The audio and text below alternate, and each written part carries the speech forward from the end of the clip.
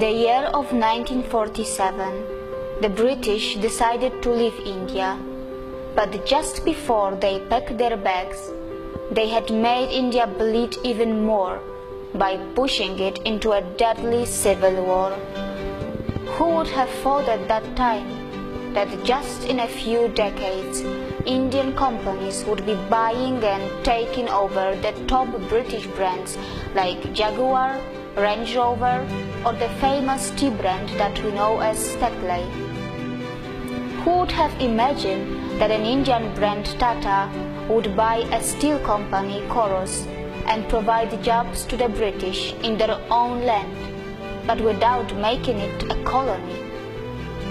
Actually, I will not be very surprised if this video will shock the international community a bit.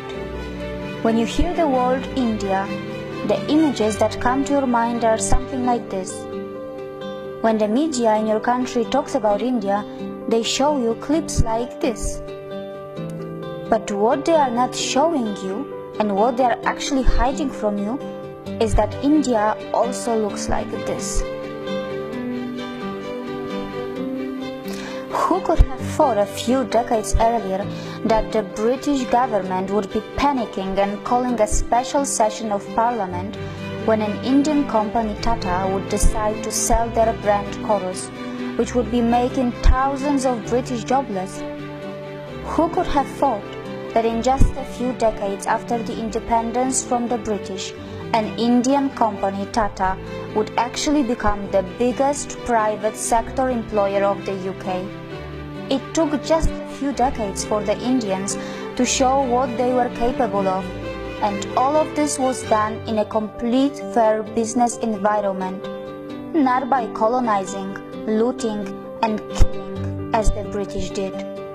And I am not talking about just one Indian brand.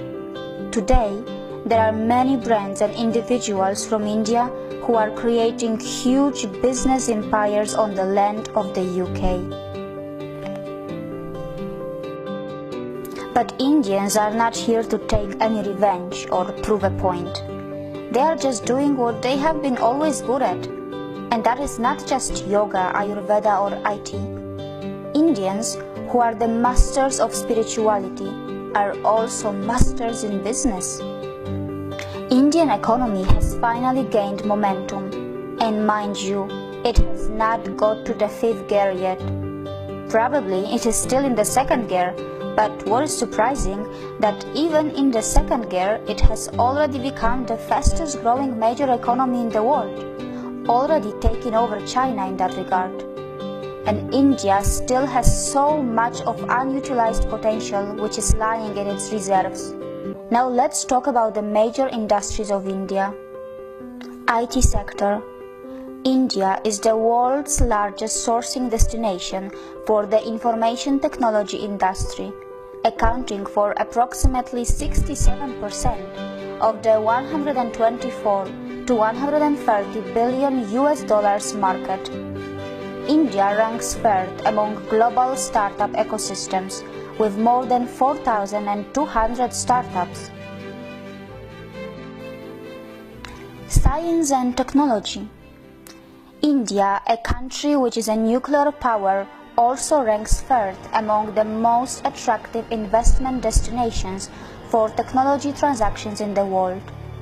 The Indian Space Research Organisation, ISRO, has completed its mission of developing India's independent navigation system by launching Indian Regional Navigation Satellite System, which means India has its own version of what in the West we know as GPS. India is constantly helping other countries like Singapore, Germany, UK, and many more to launch their satellites as well. It has successfully undertaken space mission to Moon and even Mars. Pharmaceuticals sector. The Indian pharmaceuticals market is the 3rd largest in the world in terms of volume, and India is the largest provider of generic drugs. Gems and jewelry sector.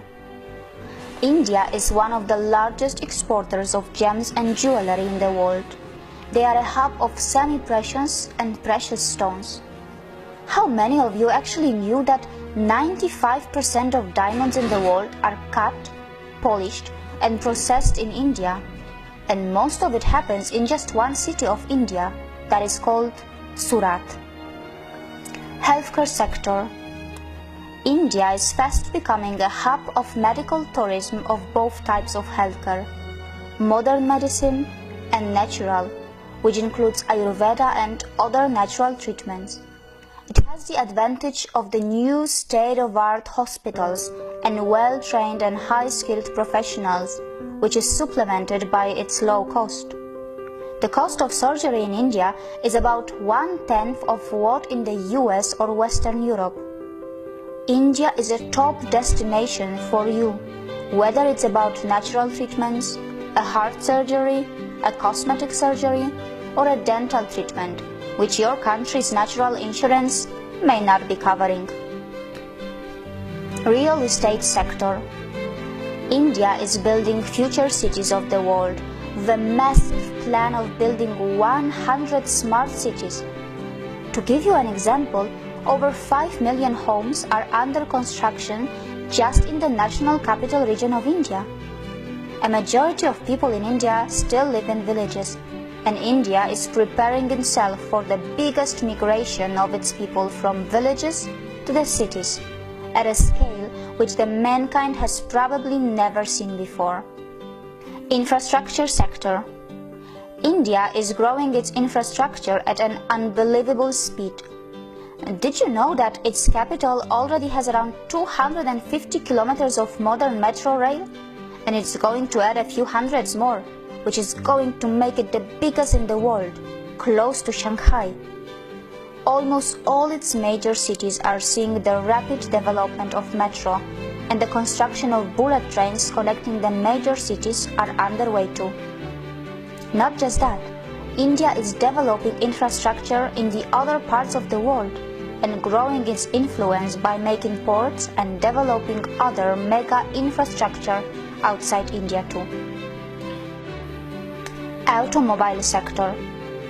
Apart from all the international companies which are lining up to make the most of India's automobile market, which is literally exploding, India's own brands are not far behind.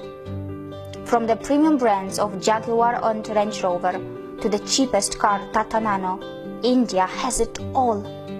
You will be surprised to know that India has a long list of its own automobile brands like Mahindra, Hero, TVS, Ashok Leyland, Bajaj, Force Motors, Eicher, just to name a few. Hero is the world's largest manufacturers of two-wheelers. Mahindra are another big name who were very close to the acquisition of Alfa Romeo a while ago. Agriculture sector. India is the largest producer, consumer and exporter of spices and spice products. It is also the source of the delicious mangoes, pulses and famous basmati rice that is known for its taste and fragrance around the world. The good news is that the northeast part of India has its agriculture based on the traditional organic farming, which has been untouched by the failed scientific experiments of fertilizers and genetic seed modification. How many of you actually knew that India, which is nearly half in area of China, and the US actually has more arable land than China and is second largest in the world, only marginally behind the US? Also, other sectors of India are worth a mention here, such as cement industry, which is the second largest in the world. Also, India is growing rapidly in biotechnology, aviation, banking and insurance, film industry, media and entertainment, and many more. It is also a big exporter of textiles, which includes finest silk, pashmina, leather and marble. Besides, how many of you actually knew that some of the top brains in the world are either Indian nationals or of Indian origin? Sundar Pichai, an Indian who has studied in the Indian Institute of Technology, is now the CEO of Google. Satya Nadella, who is the CEO of Microsoft, is a graduate from Manipal Institute of Technology in India. The CEO of Adobe Systems is also an Indian, and his name is Shantanu Narayan. And these are just a few names. There is a long list of global CEOs from India. So no matter where you are in the world, whatever country you may belong to, whether you are a young boy or a girl in a primary school or a college, you must know that sooner or later you will have to have something to do with India. And it is inevitable because India is fast establishing itself as a top 3 economy of the world, and its true potential is even bigger than that. So it's better that you start educating yourself about the rising economic powerhouse that we know as India, because your future belongs here too. And as I have said earlier, India is not just developing,